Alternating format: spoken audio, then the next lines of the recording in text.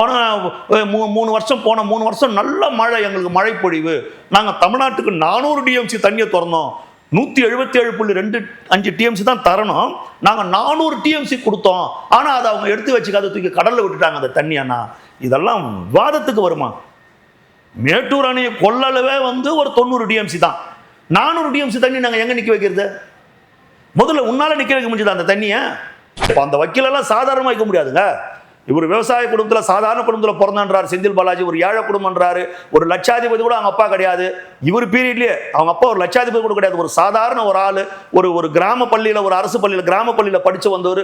ஒன்றும் படித்து ஒன்றும் செய்யல. ஒரு மிகப்பெரிய தொழில் எதுவும் கிடையாது. அப்படி நான் தொழிலெல்லாம் செஞ்சு தான் இவ்வளோ கோடி நான் சம்பாரிச்சேன்னா அதுக்கான முதலீடு எங்கேருந்து வந்ததுன்னு இன்ன வரைக்கும் எவனும் கேட்கல இந்த நாட்டில். புரியுதுங்களா? எவனும் கேட்கல. எங்கேருந்து உனக்கு முதலீடு வந்தது, எந்த பிஸ்னஸ் பண்ணு யாரும் கேட்கறது கிடையாது. ஆனால் செந்தில் பாலாஜி மிகப்பெரிய வழக்கறிஞர்லாம் வச்சு இந்த வழக்கை நடத்தி ஜாமீன் வாங்குறாரு. அவங்கெல்லாம் அவர் கணக்கில் பீஸ் வாங்குறவங்க. கபில் சிபில், முகில் ரோய்க்கலாம் அவங்களெல்லாம் வச்சு வாங்குற அளவுக்கு அவர் மிகப்பெரிய ஆளா இருக்கிறார். சீமானுக்கு பின்னணியில் இருக்கிறது திமுக. திமுகவின் பி டீம் தான் சீமா. சீமானை கேட்கிறேன், திமுக ஆட்சியில் தமிழ் தாய் வாழ்த்து நீ ஏற்றுக்கிறியா? அந்த மனோன்மணியம் சுந்தரம் பிள்ளை எழுதின அந்த தமிழ் தாய் வாழ்த்தை நான் பாட மாட்டேன். அதை வெட்டி ஒட்டி கருணாநிதி நாசம் பண்ணிட்டான் அந்த தமிழ் தாய் வாழ்த்தை. அந்த தமிழ் தாய் வாழ்த்துக்கு எங்களுக்கு சம்பந்தம் கிடையாது. நான் ஆட்சிக்கு வந்தா தமிழ் தாய் வாழ்த்து வேற ஒரு பாடல்ல சொன்னாரா இல்லையா? அப்புறம் என்ன இப்ப தமிழ் தாய் வாழ்த்துக்கு வக்கால் வாங்கி வராரு, ஒரு வக்காலத்து வாங்குறாரு.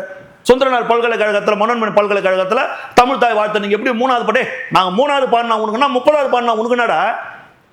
உனக்கு நீதான் இந்த தமிழ் தாய் வாழ்த்தை ஏத்துக்கல. இதை நான் ஏத்துக்கவே மாட்டேன்னு சொன்னால் தானே நீ. அப்புறம் 3வது பாடினா 30வது பாடினா என்ன கேட்டீங்கன்னா நாம் தமிழர் திமுக சேர்த்துட்டு போயிடலாம். எதுக்கு நீ ஒரு தனியாக கட்சி நடத்தினுக்கிற? உன் கட்சி ஒண்ணுமே இல்லையே. உன்னை நம்பி பின்னாடி வந்தவனுக்கெல்லாம் உன்னுடைய உண்மையான முகம், உன்னுடைய சுயரூபம் தெரிஞ்சு போச்சு. ரெட்ரோலுக்ஸ் நெஞ்சங்களுக்கு வணக்கம். நான் கார்த்திக். இன்றைய நேர்காணலில் நம்முடைய இணைந்திருப்பவர் தமிழக வெற்றி கழகத்தினுடைய திரு ஓட்டேரி ஜெயக்குமார் அவர்கள். வணக்கம் சார். வணக்கம் சார். எப்படி இருக்கீங்க? நல்லா இருக்கேன். சூப்பர். பெரும் பிரச்சனையாக இருக்கக்கூடியது இப்போ தமிழ்நாட்டிலையும் சரி கர்நாடகாலையும் சரி காவேரி விவகாரம் தான் மிக பெரும் பிரச்சனையாக இருக்குது. தமிழக வெற்றி கழகம் தான் இப்போ ஆட்சியில் இருக்காங்க அப்படின்னும்போது முதலமைச்சர் கர்நாடகாவுக்கு போகிறதாக தகவல்கள் வருது. அங்கே இருக்கக்கூடிய முதலமைச்சர் டி.கே. சிவகுமார் அவர்கள் இங்கே வராதிங்க அப்படின்றாரு. முதல்ல வாங்கன்னாரு. அப்புறம் நேற்றைய தினம் ப்ரெஸ் மீட்டில் வராதிங்க, இங்கே வர வேண்டாம், இங்கே பிரச்சனையாக இருக்குது, நீங்கள் வந்தீங்கன்னா இன்னும் பெரிய பிரச்சனையாக கூட மாறும் அப்படின்னு சொல்கிறாங்க. என்ன நடக்குது இந்த காவேரி விவகாரத்தில்? என்ன நடக்குது? இந்த போகலாம்ன்ற ஒரு முடிவெடுத்து ஒரு 13 பேர் கொண்ட பட்டியல் அறிவிக்கப்படுது. அந்த அறிவிக்கப்பட்ட பின்னர் அவங்க வேணான்றாங்கன்னும் போது இது மக்கள் மத்தியிலேயே ஒரு சலசலப்பை ஏற்படுத்தியிருக்கு. இந்த தண்ணி வருமா, என்ன நடக்கும் அப்படின்ற பல கேள்விகள் ஒரு பக்கம் வந்துகிட்டு இருக்கு. நான் இன்னொரு பக்கம் டெல்டா பகுதிகளிலையும் பெரிய பாதிப்புகள் உருவாகும்ன்ற ஒரு நிலையும் வருது. என்ன நடந்துகிட்டு இருக்கு சார் இந்த விவகாரத்தில்? காவிரி தமிழ்நாட்டுடைய உயிர்நாடி பிரச்சனை. ஆமாம். சென்னையை பொறுத்தவரையில் குடிநீர் ஆதாரமே, முக்கியமான குடிநீர் ஆதாரம் காவிரி தான். காவிரியிலிருந்து நமக்கு வீராணத்தில் தண்ணி கிடைக்குது. வீராணத்தின் மூலமாக தான் சென்னை மக்களுடைய குடிநீருக்கு ரொம்ப முக்கியமானது காவிரி தண்ணி தான் நாம் குடிச்சுன்னு இருக்கிறோம். கிட்டத்தட்ட 18-20 மாவட்ட மக்களுடைய குடிநீர் ஆதாரம், விவசாயம் எல்லாமே காவிரி நம்பி தான் இருக்குது. டெல்டா மாவட்டங்கள் எல்லாமே காவிரி நம்பி தான் இருக்குது. இதுவரையில் காவிரியில் பிரச்சனை இல்லை. ஏன் இல்லைன்னா, நான் புரிஞ்சுக்கிற வரையில் சொல்கிறேன்.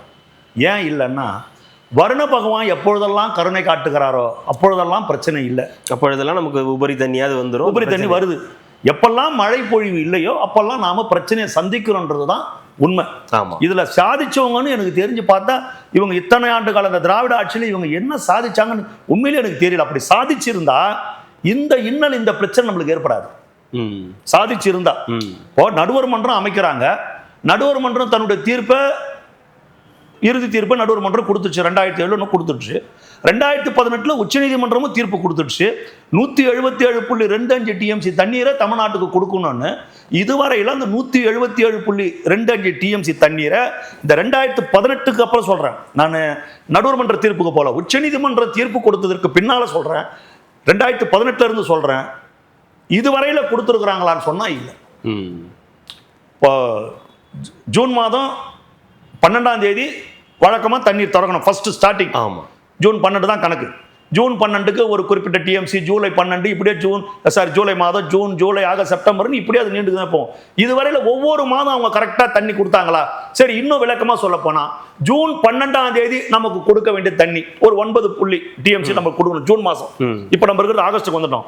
ஜூன் மாதம் கொடுக்க வேண்டிய தண்ணியை இதுவரையில் கரெக்டாக அந்த ஜூன் மாதம் திறந்து விட்டுருக்கிறாங்களா கர்நாடகா? நம்ம ஜூன் 12ஆம் தேதி கரெக்டாக மேட்டூர் அணையை திறந்திருக்கோமானா இல்லை. கிட்டத்தட்ட 92 ஆண்டு கால மேட்டூர் அணை வரலாற்றில் ஒரு 32 முறை மட்டும்தான் ஜூன் 12ஆம் தேதி அந்த அணை கரெக்டாக மேட்டூர் அணையை நாம திறந்துருக்கிறோம் விவசாயத்துக்கு. 60 ஆண்டுகள் ஜூன் 12ஆம் தேதி அணை திறக்கப்படவில்லை. ஜூன் 12ஆம் தேதி. இதுவும் இன்னும் தெளிவாக போனால் 2017 வருஷம் கடுமையான பஞ்சம், கடுமையான பிரச்சனை வந்தப்போ, வறட்சி வந்தப்போ அக்டோபர் 2ஆம் தேதி தான் மேட்டூர் அணையை திறக்கிற நிலைமை. இப்போ நம்ம ஆகஸ்ட்ல இருக்கிறோம். ஆகஸ்ட் ஃபுல்லாக போய் செப்டம்பர் ஃபுல்லாக போய் அக்டோபர் 2ஆம் தேதி தான் அணையை திறக்கிறோம். புரியுதுங்களா? இது தொடர்கதையாகவே நடந்துன்னு வருது. பல ஆண்டு காலமாக இந்த போராட்டம் நடந்துன்னு. அதனால தான் நான் தெளிவாக சொல்கிறேன்.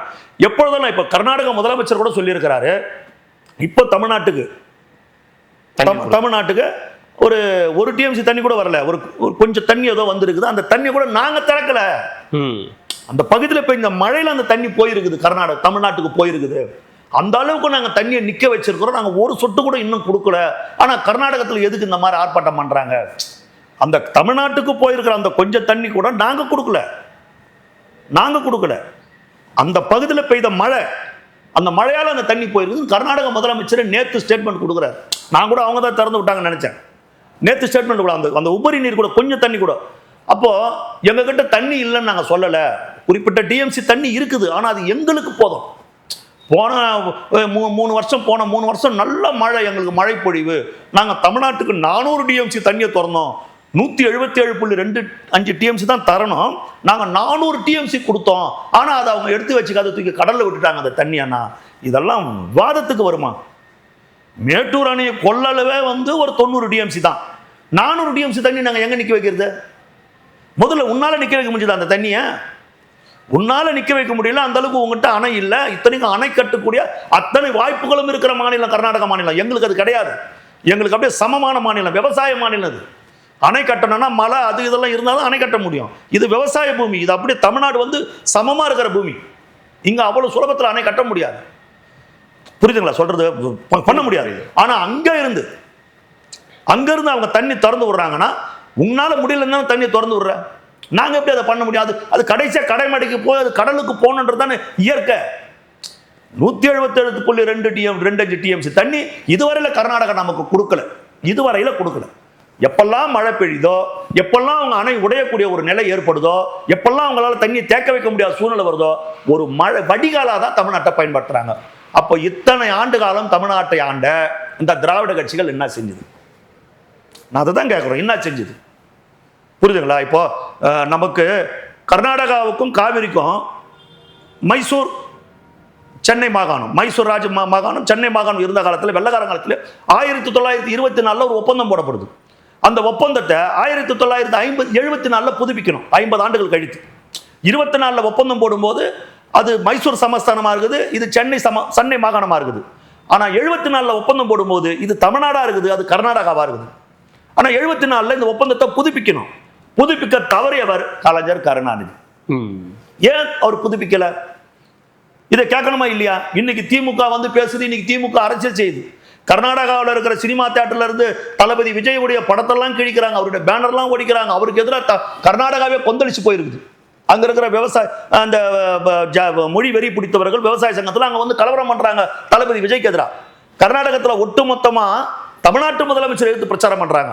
ஆனா தமிழ்நாட்டில் இருக்கிற அரசியல்வாதிங்க தமிழ்நாட்டு முதலமைச்சர் எடுத்து பிரச்சாரம் பண்றாங்க. அங்க இருக்கிறவங்க ஒத்துமையா தமிழ்நாட்டு முதலமைச்சர் இருக்கிறான், கர்நாடகத்தில் இருக்கிறவன். ஆனா தமிழ்நாட்டில் இருக்கிற எதிர்கட்சிக்காரன் கர்நாடக முதலமைச்சர் எதிர்க்கல, தமிழ்நாட்டு முதலமைச்சர் எதிர்க்கிறான். இதுதான் இந்த காவிரி விஷயத்துல நம்ம பின்னடைவை சந்திக்கிறதுக்கு மிக முக்கியமான காரணமே தொடர்ந்து இவர்கள் அரசியல் செய்வது. நான் தெளிவாக கேட்கிறேன், ஏன் 74 திமுக அந்த ஒப்பந்தத்தை புதுப்பிக்கல? காவிரிக்கும் தமிழ்நாட்டுக்கும் கர்நாடகத்துக்கும் போட ஒப்பந்தப்படி கர்நாடகாவில் KRS அணை, தமிழ்நாட்டில் மேட்டூர் டேம், இது 2 தான் அந்த காலத்தில் கட்டினாங்க. அதற்கு பிறகு இந்த காவிரி நீர்பிடிப்பு பகுதியில் ஏமாவதி, ஆரங்கி, கபினி இந்த அணைகள் கட்டப்பட்டது திமுகவுடைய ஆட்சியில், கலைஞர் கருணாநிதியின் ஆட்சியில். அதை ஏன் கலைஞர் கருணாநிதி தடுக்க தவறினார்? ஆக காவிரியில் இவர்கள் செய்த துரோகத்தால் தான் இன்றைக்கு இந்த கஷ்டத்தை நாம் அனுபவித்துக் கொண்டு இருக்கிறோம். இதுதான் உண்மை. இல்ல வெளிப்படைத்தன்மை இல்லை. இது ஒரு பக்கம் இருக்கட்டும், இது நடந்திருக்கு, இதெல்லாம் இந்த தண்ணி தரலன்றதெல்லாம் ஒரு பக்கம் இருக்கட்டும். முதலமைச்சர் இங்கிருந்து அங்க போறாரா இல்லையா, தெளிவான ஒரு அறிக்கை எதுவுமே இதுவரைக்கும் வரல. இப்ப நேற்றைய தினம் தான் வருது. அதுக்கு முன்னாடி வரைக்கும் ஒரு அமைச்சர் சொல்றாரு போறாருங்க அப்படின்றாரு. இன்னொரு அமைச்சர் ராஜ்மோகன் அவர்கள் சொல்றாரு இல்ல அந்த மாதிரி எதுவும் திட்டங்கள் எதுவும் இல்லை அப்படின்றாரு. அதுக்கப்புறம் சிடிஆர் நிர்மல்குமார் சொல்றாரு சட்டப்பூர்வமா தான் இதை அணுக போறோம், அது இன்னும் விரைவில் சொல்லுவோம். முதலமைச்சர் போறது அதிகாரப்பூர்வமா அறிவிப்போம். ஒரு குழு போடுறதா சொல்றாங்க. கர்நாடகத்துடைய முதலமைச்சர் சொல்றாரு தமிழ்நாட்டு முதலமைச்சர் வரவேற்க நாங்க தயாரா இருக்கிறோம், அவரை மரியாதையுடன் வரவேற்போம், ஒரு ஹெலிகாப்டர் கூட ஏற்பாடு செய்து எங்களுடைய பகுதியை சுத்தி காட்டுவோன்னு அவர் 2 நாட்களுக்கு முன்னே ஸ்டேட்மெண்ட் கொடுக்குறாரு. புரியுதுங்களா? தமிழ்நாட்டுடைய முதலமைச்சர் மௌனமா இருக்கிறார். ஆனா சில அமைச்சர்கள், ஒரு அமைச்சர் சொல்றாரு, விவசாய அமைச்சர் சொல்றாரு இல்ல அவர் அங்க போறாருன்னு சொல்லிட்டார். சொல்லிங்களா? இன்னும் முடிவெடுக்கல, முடிவு அதிகாரப்பூர்வமா அறிவிப்பாருன்னு நிர்மல்குமார் சொல்றாரு. அதை தாண்டி நிர்மல்குமார் சொல்றாரு இன்னும் ஒரு வாரத்துக்குள்ள காவிரி இஷ்யூல தமிழ்நாட்டுடைய நிலை என்னன்றத ஓப்பர் பிக்சர் நாங்க தெளிவா சொல்றோம். புரியுதுங்களா? அவர் கரெக்டா சொல்றாரு. ஒண்ணு நீதிமன்றத்தை நாடணும், தமிழ்நாட்டுக்கு முன்னால் இருக்கிற வாய்ப்புகள், ஒன்று நீதிமன்றத்தை நாடணும், உச்ச நீதிமன்றத்தை நாடணும், இல்லை அந்த காவிரி ஆணையம், அந்த ஒழுங்காற்று ஆணையம் அதுகிட்ட போய் நிற்கணும், இல்லை ஒன்றிய அரசு தலையிடணும், இல்லை கர்நாடகா கிட்ட நம்ம ஏதாவது பேச்சுவார்த்தை நடத்தி ஏதாவது எப்பா சண்டைக்காரனவானா இப்படி நம்ம 2 பேர் சமாதானமாக போகலாம் அப்படின்ற முடிவுக்கு வரணும். இப்போ காரியம் பெரிதா வீரியம் பெரிதானா? நம்மளுக்கு காரியம் பெரிது. தண்ணி வேணும், தண்ணி நமக்கு வேணும். அதை எப்படி பெறுவது? புரியுதுங்களா? அந்த தண்ணியை வாங்காத இருக்கிறதுக்கு எவ்வளவு அரசியல் பண்ணணும்? அப்படிதான் சார் போறாங்க எதிர்கட்சிங்க, அப்படிதான் போகுது. தண்ணியை வாங்காத இருக்கிறதுக்கு வழி என்ன? நீ கேட்டா இவர் முதலமைச்சர் போறாருன்னு ஒரு பேச்சு, அவ்வளவு சீக்கிரம் இவர் கேட்டா அவர் கொடுத்துருவாரா? அவர் கொடுத்துட்டா அங்க இருக்கிறவங்க அவரை சும்மா விட்டுருவாங்களா? இவங்களே தூண்டி விடுறானுங்க கர்நாடகாவில் இருக்கிறவங்க. புரியுதுங்களா? அப்ப என்னதான் பண்ண முடியும்? இதுல ஏதாவது பேசி புரட்சித் தலைவர் எம்ஜிஆர் பேசியிருக்காரு. இதுல தடுமாறுதா தாவேக அரசு? இந்த விவகாரத்துல தடுமாறுதா? என்ன முடிவாடுறதுன்றதுல தடுமாற்றம் இருக்கு. திமுக ஆட்சி இருக்கும் போதுதான் மேகதாது அணை கட்டணும்ன்ற ஒரு வரைவு அறிக்கையை கர்நாடக அரசு தாக்கல் செய்தது. அந்த வரைவு அறிக்கையை ஒன்றிய அரசு ஏற்றுக்கொண்டது. ஒரு சில திருத்தங்களை செய்ய சொல்லிச்சு. அப்ப துரைமுருகன் சொன்னாரு ஒன்றிய அரசு இவ்வளவு பெரிய துரோகத்தை செய்கிறதே தமிழ்நாட்டுக்குன்னு துரைமுருகன் சொன்னாரு. சரிங்களா? இன்னைக்கு அந்த மேகதாதுல கர்நாடகாவால இன்னும் ஒரு அடி கூட எடுத்து வைக்க முடியல. இதுவே தாவேக அரசுக்கு கிடைத்த மிகப்பெரிய வெற்றி. மேகதாது கட்டணும்ன்ற அந்த திட்டம் இனி ஒரு நாளும் நடக்காது. அந்த அளவுக்கு ஒன்றிய அரசு இன்னைக்கு சொல்லிடுச்சு, கர்நாடகாவும் சொல்லிடுச்சு. புரியுதா? இது இன்னும் நீங்க ரெடி பண்ணணும்னா அந்த காவிரி நதிநீர் ஆணையெல்லாம் இருக்குது, அந்த ஆணையத்துக்கிட்ட கரெக்டான ஒரு இதெல்லாம் செஞ்சு வாங்கிடுவாங்க. ஏன்னா பிரச்சனை ஏற்படுதுன்னு சொல்லியாச்சு. எந்த சூழ்நிலையிலும் மேகதாது அணை வராது, காவிரி உரிமை விட்டு கொடுக்க முடியாதுன்றதுல தமிழ்நாடு உறுதியா இருக்குது. அந்த பேச்சை தான் அவருடைய சிவகுமாருடைய பேச்சில் நம்ம பார்க்கிறோம். அவர் சொல்றாரு அவர் மாநில உரிமையிலே குறியா இருக்கிறார். அப்ப நான் என் மாநில உரிமையில குறியா இருப்பேன் அப்படின்னு அவர் சொல்றாரு. ஆக எது எப்படியோ இதுவரையில காவிரியில் நமக்கான உரிமையை நாம் பெறவில்லை என்பதுதான் உண்மை. இதுவரையில பெறல, இத்தனை ஆண்டு காலம் பெறல. இத்தனை ஆண்டு காலம் இவர்கள் ஆட்சியில உரிமையை பெற்று இருந்தா நமக்கான தண்ணி ஏன் வரல? நீ உரிமையை வாங்கி இருந்தா நமக்கான தண்ணி ஏன் வரல? உச்ச நீதிமன்ற தீர்ப்பு 2018 தீர்ப்பு ஆஹா வெற்றி, மகத்தான வெற்றி, மாபெரும் வெற்றி, கடாரம் கொண்டானே காவிரியை வென்றானே 1008 வசனம் பேசுறீங்கல்ல, ஏன் தண்ணி வரல? காவிரி நதிநீர் ஆணையம் சொல்லுது தண்ணியை கொடுன்னு, வெறும் 4 டிஎம்சி தண்ணி ஏன் இது வரைக்கும் கொடுக்கல? ஏன் கொடுக்கல? அப்போ அது காவிரி நதிநீர் ஆணையத்துக்கு அந்த பவர் இல்லைன்ற மாதிரி போகுது. ஆணையம் என்பது வேறு, வாரியம் என்பது வேறு. காவிரி நதிநீர் வாரியம் அமைச்சிருந்தா அவனே திறந்து அவனே தண்ணியை விட்டுருவான். நீங்க ஆணையம் அமைச்சு தொட்டு அவன் ஒன்றிய அரசு கிட்ட சொல்றான், மாநில அரசு கிட்ட சொல்றான். புரியுது? அப்ப நமக்கான உரிமை கிடைக்கலையேங்க. நம்ம நடுவர் மன்றம்ன்றோம், உச்ச நீதிமன்றம், ஏன் தண்ணி வரல? நான் தெளிவாக தானே கேட்கிறேன். கரெக்டா இது நீ கொடுத்துதான் ஆகணும்னா ஏன் கொடுக்கல? ஏன் நடக்கல? அப்ப எப்பெல்லாம் அவனுக்கு மழை பெய்யுதோ அப்பதான் எங்களுக்கு கொடுப்பான். புரியுது? அவன் ஒரு 4 இட்லி தான் சாப்பிட முடியும். ஆனா அவன் தட்டுல 20 இட்லி இருக்குது. எனக்கு அவன் 2 இட்லி கொடுத்தா போதுன்றான். 16 இட்லி உனக்கு கொடுத்தனன்றான். ஆனா அவங்ககிட்ட 3 இட்லி இருக்கும்போது நம்மளுக்கு 1 இட்லி கொடுக்க மாட்டான்றான். தெளிவாக தானே புரியுது?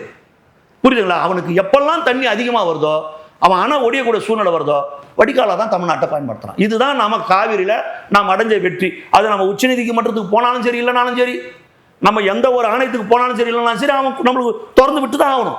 இல்லைன்னா கர்நாடகா போயிடும் வெள்ளத்தில். நம்ம உரிமை இன்னும் கிடைக்கல, இன்னமும் போராடிக்கிட்டு தான் இருக்கிறோம். ஆனால் தமிழக வெற்றி கழகத்துடைய ஆட்சியில் இதுக்கு ஒரு உறுதியான நிலை நிச்சயமாக எடுக்கப்படும். இது ஒரு புறம் இருக்க, இன்னொரு பக்கம் செந்தில் பாலாஜி அவர்களுடைய இந்த ஜாமீன் அப்படின்றது, அவர் இந்த வழக்கில் விசாரணை, இந்த டாஸ்மாக் முறைகேடு வழக்கில் வந்து விசாரணை அப்படின்ற ஒரு படலம், அதற்குட அந்த நாளே வந்து அவர் போய் உயர்நீதிமன்றத்தில் முன்ஜாமீன் மனு வந்து போடுறாரு. உயர்நீதிமன்றம் வந்து தள்ளுபடி பண்ணுறாங்க. அங்கேருந்து உச்சநீதிமன்றம் போகிறாரு. அவருக்கு வந்து உச்சநீதிமன்றம் முன்ஜாமீன் மனு கொடுக்குறாங்க. பாஸ்போர்ட்டை வந்து கொடுத்துடணும், நீங்கள் விசாரணைக்கு ஒத்துழைக்கணும் அப்படின்னு சொல்கிறாங்க.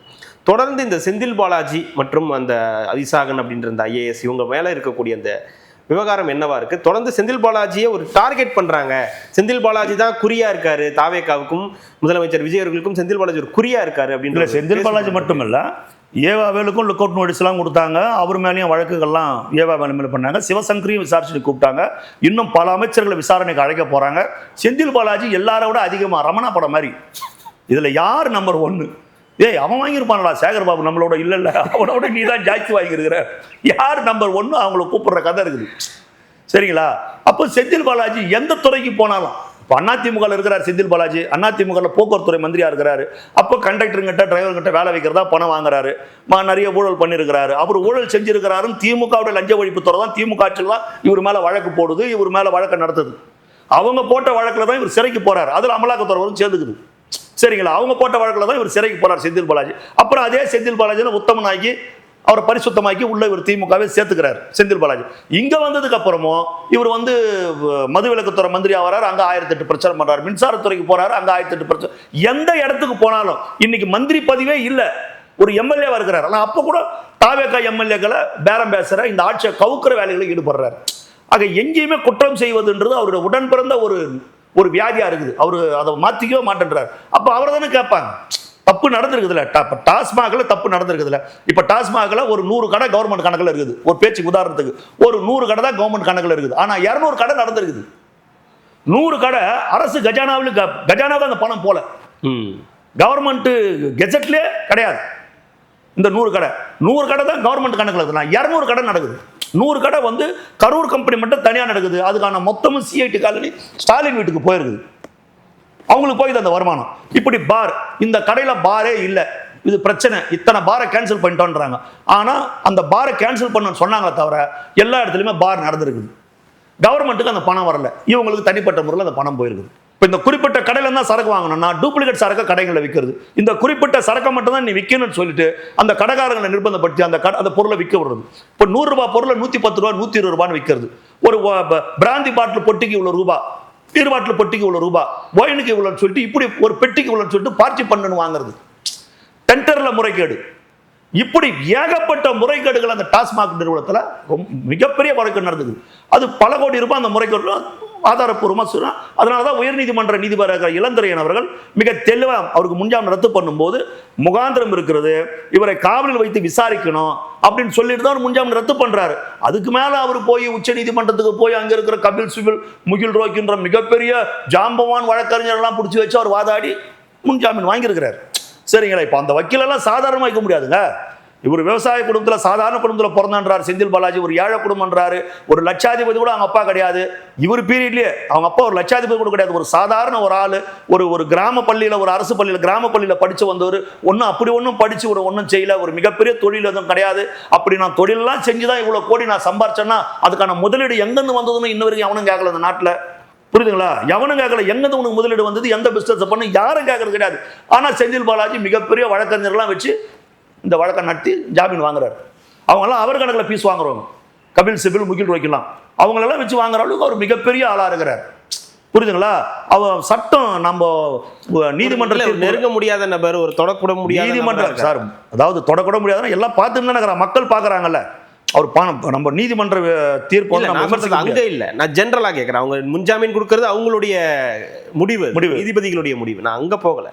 ஆனா எந்த இது வந்தாலும், ஆட்சி வந்தாலும் ஒரு பவர்ஃபுல் மேனா வந்து செந்தில் பாலாஜி இருக்கு. அது இல்லைன்னு ஜட்ஜி சொல்றாரு. அவர் மந்திரியா கிடையாது, அவருக்கு என்ன பவர் ஜட்ஜி கேட்கிறாரு. ஜட்ஜி யோசிக்கல, இவர் என்னடா இவ்வளவு பேர் வக்கீலெல்லாம் வச்சிருக்கிறாரு, சாதாரண ஆளுன்றாங்கன்னு யாரும் யோசிக்க மாட்டேன்றாங்களே. புரியுதுங்களா? அவருக்கு ஒரு சாதாரண ஆள் தானே, அவருக்கு என்ன பவர் இருக்குதுன்னு கேட்குறாங்கல்ல. இப்போ திருவல்லிக்கேணி போலீஸ் ஸ்டேஷனில் ஒரு கையெழுத்து போடணும், கையெழுத்து போடலை 2-3 நாளா. இன்னைக்கு வந்துட்டாரு, இன்னைக்கு போயிட்டாரு, ஸ்டேஷன் போயிட்டாரா? நேற்று உடம்பு சரியில்லை, அப்போ போறாரு, இப்போ போயிருக்கிறாரு. அப்புறம் அது உடனே அப்பவே அதெல்லாம் பண்ணணும், அதுக்கும் ஒரு கோர்ட்டுக்கு போறாரு. அது போடாத இருக்கிறதுக்கும் ஒரு காரணம் சொல்றாரு. எனக்கு நிறைய இருக்குது, நான் வந்து விவாதிக்கணும், நிறைய வழக்கறிஞர் கூட வாதிக்கணும்ன்றாரு. மருத்துவமனைக்கு இப்போ அட்மிஷன் பண்ணதா ஒரு செய்தி வருது. புரியுதுங்களா? 1008 வேலை பண்றாருல்ல. இருந்தாலும் எவ்வளவு நாளைக்கு தப்பிப்பார்? எவ்வளவு நாளைக்கு ஒரு தப்பிச்சிக்கினா இருப்பாரு? உப்பு தொன்னவன் தண்ணி குடிப்பார். சரிங்களா? தப்பு பண்றவர் அதுக்கான தண்டனை அனுபவிப்பார். இன்னைக்கு அவர் கொஞ்சம் கொஞ்சமா தப்பிக்கிறது நிரந்தரமா பெருசா மாட்ட போறாருன்னு அர்த்தம். புரியுதுங்களா? அதெல்லாம் நிரந்தரமா மாட்டுவாரு, பெருசா மாட்டுவாரு. தன்னுடைய வருங்காலங்கள் அவர் சிறையில தான் கழிப்பார். சிறையில கழிக்கக்கூடிய ஆள் தான் அவர். நாங்க அப்படி சொல்றீங்களே கிடையாது. சிறைக்கு போக வேண்டியவர் அவர் எப்படி தப்பிச்சுன்னு இருக்கிறார்? அவர் குற்றவாளி தான். அவர் சிறைக்கு போக வேண்டியவர். இதில் இன்னொரு பக்கம் இதே மாதிரி ஒரு வழக்குன்னு பார்த்தா, கரூரில் மக்களுக்கு கொடுக்கப்பட்ட அந்த அரசு ஆணை வந்து அரசு பணி வந்து ரத்து செய்யப்பட்டிருக்கு. அதை எதிர்த்தும் இந்த அரசு வந்து மேல்முறையீடு பண்ணியிருக்காங்க, உச்சநீதிமன்றத்தில் மேல்முறையீடு பண்ணியிருக்காங்க. இதில் 2 கருத்துக்கள் பொதுவான இதில் வந்து இருக்குது. ஒன்று வந்து அவங்களுக்கு கொடுத்தது சரி இல்லை, கொடுத்தாச்சு, இதுக்கு மேலே போய் அதை வந்து கேன்சல் பண்ணியிருக்க தேவையில்லை, இது சரியானது தான், இதை கேன்சல் பண்ணதுன்றது சரியானது தான். இந்த மாதிரி ஏதாவது ஒன்று நடந்தாலும் அரசு பண்ணி கொடுத்துடலாம், எங்கே ஏதாவது ஒரு பிரச்சனை நடந்தாலும் அரசு பண்ணி வந்து கொடுத்துடலாம் அப்படின்ற ஒரு எண்ணம் வரும். அதை வந்து இது பண்ணிடுச்சு. இது உச்சநீதிமன்றத்தில் என்ன தீர்ப்பு வருதுன்றதை பொறுத்து இதை வந்து பேசலான்ற மாதிரி சில விஷயங்கள் போகுது. இதை எப்படி பார்க்குறீங்க? இந்த அரசு பணி ரத்துன்ற அவங்களுக்கு வேலை கொடுத்தாச்சு சார், பாதிக்கப்பட்டவங்களுக்கு வேலை கொடுத்தாச்சு. கொடுத்த வேலையை எதுக்கு பிடுங்கிறது? இப்போ நீதிமன்றம் வந்து எங்களுடைய இந்த விசாரணை முடிகிற வரையில அவங்க தற்காலிக பணியாளர்களை தொடரட்டுமா சொல்லியிருக்கலாம். தற்காலிக பணியாளர் தொடரட்டும், அவங்களை நிரந்தரம் பண்ணாதீங்க, நாங்கள் எங்களுடைய இறுதி தீர்ப்பை சொல்றோம்னு சொல்லியிருக்கலாம். நீ கொடுத்ததே தப்பு, நீ கூடாது, சரியாதுன்னு சொல்லும் போது தான் உச்சநீதிமன்றம் இப்போ நம்ம மேல்முறையீடுக்கு போயிருக்கிறோம். சரிங்களா? கொடுத்ததுல என்ன தப்பு? கேவியட் மனுவா நாம் தமிழரும் சேர்ந்திருக்காங்க. இங்க இருந்த அதே இது வந்து அவங்களும் அங்க போயிருக்காங்க. வரட்டும், நாம தாராளமாக வரட்டோங்க. அவெல்லாம் திரள் நிதி வாங்கி கட்சி நடத்துறாங்க, திரள் நிதி வாங்கி பிள்ளைங்களை படிக்க வச்சிருக்கிறாங்க. இவங்களுடைய பாதிப்பு, இவங்களுடைய கஷ்டம் இதெல்லாம் அவங்களுக்கு தெரியாது. சின்ன கை குழந்தைலாம் வச்சுன்னு கஷ்டப்படுறாங்க. சரிங்களா? இது போலீசாரின் தவறு, இது ஒரு அரசியல் தவறு. ஒரு தலைவனை பார்க்க வர அந்த மக்கள் அநியாயமா அங்க கொல்லப்பட்டாரு. இல்ல, சிபிஐல இந்த வழக்கு இருக்கும்போது இருக்கட்டும், இப்படி வந்து ஒரு சிபிஐக்கு நீங்க கொடுக்காத இன்ஃப்ளூயன்ஸ் பண்ற மாதிரி ஆகிடும்ல. ஏங்க அவங்க எல்லாம் சாட்சியாங்க, சொல்லுங்க. அவங்க பாதிக்கப்பட்டவங்க தளபதி தப்பு பண்ணவரா? அவரையும் சாட்சியா தானே கூப்பிட்டாங்க. ஒரு அரசாங்கம் கொடுக்குது, கொள்கை முடிவு எடுக்குது. ஒரு கொள்கை முடிவுல நீங்க எதுக்கு தலையிடுறீங்க? நீதிமன்றம் ஒரு அரசாங்கத்துடைய கொள்கை முடிவுங்க. ஒரு அரசாங்கன்றது எவ்வளவோ கொள்கை முடிவுகளை எடுத்திருக்குது. இதுக்கு முன்னாடி இதுக்கு நிறைய முன் உதாரணங்கள்லாம் இருக்குது. புரியுதுங்களா? அவங்க ஏன் கொடுக்கல, இங்க ஏன் கொடுக்கலன்னு அப்ப இருந்த ஆட்சியாளர்களை கேளுங்க. புரியுதுங்களா? இவரை பார்க்க வந்து இப்படி பாதிக்கப்பட்டவங்க இந்த மாதிரி திரும்ப திரும்ப இவரை பார்க்க வந்து மட்டும் இல்லை, போலீசார் திட்டமிட்டும் தான் சொல்றோம். இவர் வேணும்னா அந்த இடத்துக்கு அவ்வளவு பெரிய கிரௌடை வந்து பிரிச்சு விடாத, அந்த இடம் வேணும்னா அதை அசம்பிள் பண்ணாங்க. இது ஏதோ திட்டமிட்ட சதின்னு தான் நம்ம பேசுறோம். சரிங்களா? அப்போ அந்த அப்பாவி மக்கள் பாதிக்கப்பட்டிருக்கிறாங்க. அவங்களுக்கு அப்போ கொடுக்கல, இப்போ கொடுக்கலன்னு ஏன் கொடுக்கலன்னு அவனுங்களை கேளு. அன்னைக்கு இருந்த கவர்மெண்ட் கேளு. புரியுதுங்களா? அன்னைக்கு இருந்த கவர்மெண்ட் கேளு. இப்ப கள்ளச்சாராயம் குடிச்சு செத்தான்னா உன் ஆட்சி தானே கள்ளச்சாராயம் வித்துது, உன் போலீஸ் தானே தடுக்க தவறிச்சு, உன் போலீஸ் தானே பணம் வாங்கிடுது, அத்தனை பேர் சஸ்பெண்ட் பண்ணு, அத்தனை பேர் டிஸ்மிஸ் பண்ணு. பாதிக்கப்பட்டவங்களுக்கு நீ பதில் சொல்லு, பதில் சொல்லி இனி இந்த மாதிரி தவறு நடக்காம பார்த்துக்கோ. அப்படித்தானே, அதுதானே முறை. புரியுங்களா? அதை வந்து பண்ணாத மந்திரிக்கு வேண்டப்பட்டு, எம்எல்ஏக்கு வேண்டப்பட்டு நீ பணம் வாங்கி வேலை கொடுத்துருந்தா, எங்களுக்கு பணம் வாங்கி வேலை கொடுக்க வேண்டிய அவசியம் கிடையாது. நாங்கள் யாருக்கும் சிபாரிசும் பண்ணல, பாதிக்கப்பட்டவங்களுக்கு வேலை கொடுக்குறோம். உண்மையாக பாதிக்கப்பட்டவங்களுக்கு வேலை கொடுக்குறோம். மொத்தமாக தரலாம்ல. ஏங்க கான்ட்ராக்டருக்கு துட்டுக்கு இப்போ டாமா நான் பணம் வாங்கின உண்மை திருப்பி கொடுத்துட்டுன்னு சொல்கிறான் செந்தில் பாலாஜி. நான் வாங்கினது உண்மை திருப்பி கொடுத்துட்டுன்னு நேரு ஒரு பேட்டியில் சொல்கிறாரு. நாங்கள் செய்யலாம் சொல்ல, நாங்களும் ஏதோ 1-2 செஞ்சுருப்போம் அப்படின்னு ஒரு பேட்டியில் சொன்னார் நேரு. பொன்முடியும் ஒரு பேட்டியில் சொன்னார். இதெல்லாம் யார் கண்ணுக்கும் தெரியலையே. இவங்கெல்லாம் கண்ணுக்கு தெரிஞ்சது நாட்டை கொள்ளடிச்சிருக்கிறாங்க, நாசப்படுத்திருக்கிறாங்க. இது யார் கண்ணுக்கும் தெரியலையே. எத்தனை மந்திரி யாருக்கு அவன் கூட இருக்கிறவன் போறவன் வரவன் இல்லைங்க, மாமா மச்சான் பொண்ணு எத்தனை பேர் எவ்வளோ பேருக்கு பணம் வாங்கிட்டு வேலை வச்சிருக்கிறான். அதுதானுங்க தமிழ்நாடு பூரா அதுதானுங்க இவனுங்க ஆட்சியில் அதுதான் நடந்தது. அதெல்லாம் எதுவும் யார் கண்ணுக்கு தெரியலையே. நாங்கள் அந்த மாதிரி சொல்ல வேண்டிய அவசியம் கிடையாது, எங்களுக்கு சிபாரிசு பண்ண வேண்டிய அவசியம் கிடையாது. பாதிக்கப்பட்டிருக்கிறோம் கொடுன்றோம். இதுக்கு முன்னே ஏன் கொடுக்கலன்னா அப்புறம் தான் ஆட்சியில் இருக்கிறவனு கேளு, அப்புறம் கேளு. அப்ப கேட்டீங்களா என்னடா இவ்வளவு பேர் இவ்வளவு லட்சம் இளைஞர் வந்து வேலை வாய்ப்பு காத்துனுக்கிறானே, டிஎன்பிசி எக்ஸாம் காத்துனுக்கிறானே, நீ பார்த்து சிபாரிசு இவன் வேலைக்கு வைக்கிறிய? அப்படி கேளுங்க, அதை கேளுங்க. அதெல்லாம் கேட்கலையே. சிபாரிசுக்குன்னா வேலை அந்த இடத்துல. இன்னைக்கு நாங்கள் வெளிப்படைத்தன்மையா இருக்கிறோமே, வெளிப்படைத்தன்மையா இருக்கிறப்ப ஊரக வளர்ச்சி துறையில் 41 போஸ்ட் 41 மாநில லெவலில் இருக்கிற செயலாளர் லெவலில் இருக்கிற ஒரு அதிகாரியோட போஸ்ட் 41 போஸ்ட்டை ஒரு நையா பைசா கூட வாங்காத டிரான்ஸ்ஃபர் பண்ணிட்டாரு புஷியானதுன்னு சொல்லிட்டு தினமலர் டிக்கெட் பெஞ்சில் எழுதுறானே. 10,000 பள்ளிகளுக்கு அனுமதி கொடுத்துட்டாரு ராஜ்மோகன். கடந்த ஆட்சியில் 25 லட்சம் 35 லட்சம் ஒரு தனியார் பள்ளிகளுக்கு அனுமதிக்கும் பணம் கேட்டாங்க. ஆனால் ராஜ்மோகன் ₹1 கூட வாங்காம அந்த ராஜ்மோகன் அனுமதி கொடுத்தாருன்னு சொல்லிட்டு அத்தனை தனியார் பள்ளியும் பாராட்டுறாங்க. அதெல்லாம் இவனுங்க காதில் கேட்கலையே. இதெல்லாம் தெரிய மாட்டேங்குது, யாருக்கும் தெரிய மாட்டேங்குது. சீமான்லாம் வந்து ஒரு அரசியல் பிழைப்பு அவர் பண்ணலை. இதை திமுக சொல்லி அவர் பண்றாரு. நாங்க வெளிப்படையா பண்ண நாங்க டேமேஜ் ஆயிடுவோம். சார் பகிரங்கமா ஒரு குற்றச்சாட்டு வைக்கிறீங்க. ஆமாங்க, சொல்லி வைக்குதுன்னு திமுக சொல்லி தாங்க சீமா இதை பண்றாரு. சீமானுக்கு பின்னணியில் இருக்கிறது திமுக. திமுகவின் பி டீம் தான் சீமா. திமுகவுடைய பி டீம் சீமான் செயல்படுறாரு. அதுதானே உண்மை. அவருடைய நடவடிக்கைகள் எல்லாமே அதை நோக்கி தானே போகுது. திமுக ஆட்சியில தமிழ் தாய் வாழ்த்து நீ ஏத்துக்கிறியா? நான் சீமான கேட்கிறேன். திமுக ஆட்சியில் தமிழ் தாய் வாழ்த்து நீ ஏத்துக்கிறியா? அந்த மனோன்மணியம் சுந்தரம் பிள்ளை எழுதின அந்த தமிழ் தாய் வாழ்த்தை நான் பாட மாட்டேன். அதை வெட்டி ஒட்டி கருணாநிதி வந்து நாசம் பண்ணிட்டான் அந்த தமிழ் தாய் வாழ்த்தை. அந்த தமிழ் தாய் வாழ்த்துக்கு எங்களுக்கு சம்பந்தம் கிடையாது. நான் ஆட்சிக்கு வந்தா தமிழ் தாய் வாழ்த்து வேற ஒரு பாடல்ல சொன்னாரா இல்லையா? அப்புறம் என்ன இப்ப தமிழ் தாய் வாழ்த்துக்கு வக்கால் வாங்கி வராரு, ஒரு வக்காலத்து வாங்குறாரு? சொல்லுங்க. சுந்தரனார் பல்கலைக்கழகத்தில் மனோன்மணி பல்கலைக்கழகத்தில் தமிழ் தாய் வாழ்த்து நீங்க எப்படி 3வது பட்டே நாங்க 3வது பாடினா உனக்குன்னா 30வது பாடினா உனக்கு என்னடா? உனக்கு நீதான் இந்த தமிழ் தாய் வாழ்த்தை ஏத்துக்கல. இதை நான் ஏத்துக்கவா மாட்டேன்னு சொன்னால் தானே நீ.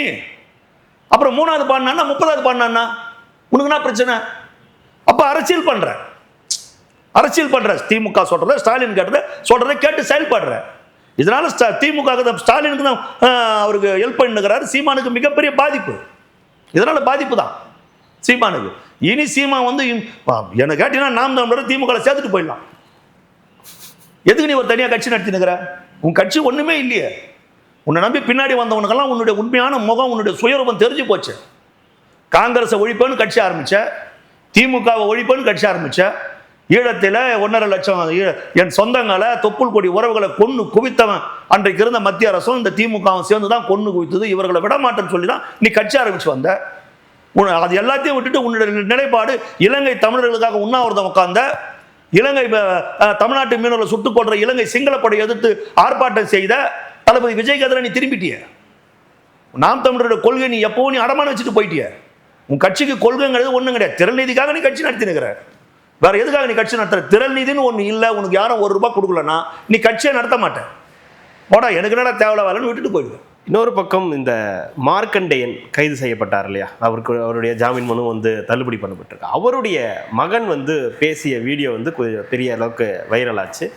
நான் வந்து உங்கள் பையன் உங்கள் கூட வந்து இல்லாமல் இருக்கலாம், ஆனால் எங்கள் அப்பா கூட நான் இருக்கணும்னு விருப்பப்படுறேன் அப்படின்னு அவரோட வாய்ஸை வந்து பரிதாபங்கள்னு ஒரு யூடியூப் சேனலில் வந்து பேசி இது பண்ணியிருந்தாங்க, கிண்டல் பண்ணியிருந்தாங்க. அதை வந்து நேற்றைய தினம் வந்து அவங்க வந்து நீக்கிட்டாங்க. அந்த பர்டிகுலர் போர்ஷனை மட்டும் நீக்கிட்டாங்க. இதுக்கு காரணம் நிறைய திமுகவில் இருக்கக்கூடிய நிறைய பேர், ஐடிவிங்கில் இருக்கக்கூடிய நிறைய பேர் அவங்களுக்கு எதிராக வந்து பேசி வீடியோ போட்டு பண்ணியிருக்காங்க. இதற்கு முன்னாடி நடந்தது பிஜேபி இந்த மாதிரி ஒன்று பண்ணுச்சு. திருப்பதி லட்டில் இந்த மாதிரி ஒரு பிரச்சனை பண்ணாங்க. அந்த வீடியோவே அவங்க வந்து எடுத்துட்டாங்க. இப்போ திமுகவுக்கு இந்த மாதிரி ஒன்று சொன்னோன்னா அவங்க வந்து அதை வந்து நீக்கியிருக்காங்க. இது சாதாரண விஷயம் தானே, கிண்டல் கேலியான விஷயம். இது நீக்கப்பட்டிருக்குன்றதை எப்படி பார்க்குறீங்க? யார் நீக்கிறது? அந்த டீமே நீக்கிட்டாங்க. அவங்களே வந்து அதை கட் பண்ணி எடுத்து. சரி, அவங்க நீக்கினாங்கன்னா ஏன் நீக்கினாங்கன்னு அவங்கள தானே கேட்கணும். இதெல்லாம் விஷயம் என்ன ஆகுது? அவர் பேசுறதுல நியாயம் இருக்குதா? நான் எங்கள் அப்பா கூட வரேன், அவர் உங்கள் அப்பா கூட, இதெல்லாம் பேச்சு. இதெல்லாம் என்ன பேச்சு? உங்கள் ஒப்பம் பேசுறது சரியா? இந்த பையன் வந்து ஒரு ஃபாசிசத்துக்கு எதிரான பேச்சு. முத்து கருணாநிதியோட இருந்தாரா? முத்து கருணாநிதி இருந்தாரா? கருணாநிதி எதிர்த்து அவர் எவ்வளோ பிரச்சாரம் பண்ணார் தெரியுமா? அதிமுக அணிஞ்சார் தெரியுமா? ஆமாம். சரிங்களா? இதெல்லாம் ஒரு பர்சனல் விஷயத்துக்குள்ள தலையிடக்கூடாதுங்க. இதெல்லாம் நம்மளுக்கு தேவையில்லாத ஒரு விஷயம். அழகிரிக்கும் ஸ்டாலினுக்கும் ஒத்துக்கல தெரியுமா? அண்ணன் தம்பி பேசிக்க மாட்டான், கூட பிறந்தவனுங்க பேசிக்க மாட்டான். என் குடும்பத்தில் கூட தான் எவ்வளோ இருக்கும், உங்கள் குடும்பத்தில் எவ்வளோ இருக்கும். இது அவங்களுடைய பர்சனல் விஷயம். இது தேவையில்லாத விஷயம். உங்கள் ஒப்பம் பேசுறது சரியா? ஒரு மாநில முதலமைச்சரை நான் எலும்பை ஓடிப்பேன்னு பேசினா அப்புறம் உன்னை விட்டுட்டு வேடிக்கை பார்ப்பாங்களா? அப்போ நீ எலும்பை ஓடிப்பேன்னா அப்போ எங்கள் கையெல்லாம் நான் பூ பறிச்சுன்னு இருக்குமா? சொல்லு. திருப்பி எங்கள் பசங்க ஓடிக்க ஆரம்பிச்சா சுகர் மாத்திரை இல்லாத வெளியே வர மாட்டேங்க. நீங்களாம் சுகர் மாத்திரை ப்ரெஷர் மாத்திரை இல்லாத எங்கள் பசங்களாம் வேற லெவல் ஆச்சா? உனக்கு தூயில போய் தூரம் போட்டுருவானுங்களே. சொல்லுங்க, யாருக்கிட்ட வந்து நீ வந்து பேசுற? இல்லை, சந்தோஷமா தான் இருக்காரான் ஜெயிலில். ஏங்க உனக்கு தான் பின்ன உன் ஆளுங்க தானே ஜெயிலில் எவன் இருப்பான்? பூரா ஆள் பூரா ஜெயிலில் தான் இருப்பான். பிட் பாக்கெட் அடிச்சவன், ரவுடித்தனம் பண்ணவன், அட்டோ முன்னாடி கையை பிடிச்சி விட்டவன், நகையை கட் பண்ணுவன், எல்லாம் அங்கே தானே இருப்பான். சொல்லு, எல்லாம் அங்கே தானே இருப்பான். புரியுதுங்களா? கண்டிப்பாக சார். அடுத்தடுத்த நிகழ்வுகளை தொடர்ந்து பேசலாம். மிக்க மகிழ்ச்சி. நன்றி.